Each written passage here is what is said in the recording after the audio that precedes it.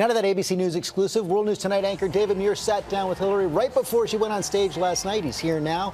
And boy, David, a lot of emotion in that room. Oh, there was a lot of emotion, George and Robin. And it was 8 years ago to the day. Hard to believe. But Hillary Clinton was giving that other speech, conceding to Barack Obama. But last night she was back, this time having clinched the math for the nomination and making history. We were with her in a room perched above the crowd. And when she walked in, she had not yet seen the thousands who were waiting. Take a look. I just want to show you this. This is the crowd that is waiting for you. Oh my gosh, look at that.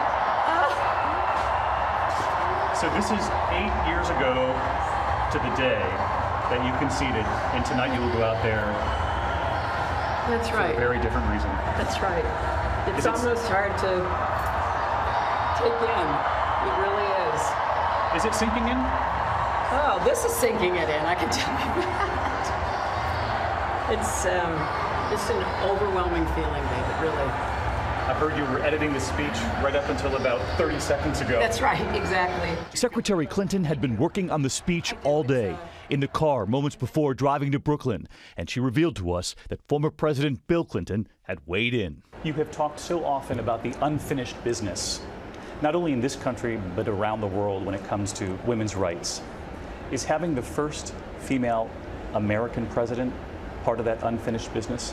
It is, David. It is, of course, symbolic, but symbols mean something, and symbols often can spark hope and action in people, particularly young people.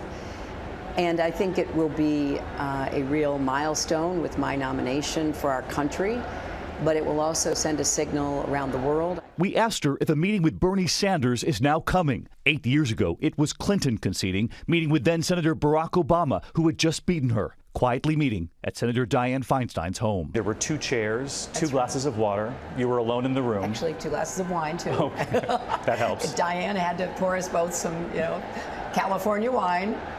Have you heard from him yet?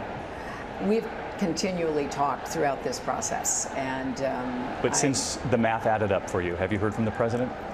we were supposed to talk tonight, but we haven't yet connected. We'll probably do it later tonight. Has he signaled to you that he's ready to fight the fight for you? Well, I think he has signaled that he's ready to fight the fight against Donald Trump. Do you think it's time for a meeting with Senator Sanders? Well, I'm certainly reaching out. Our campaigns are talking to one another.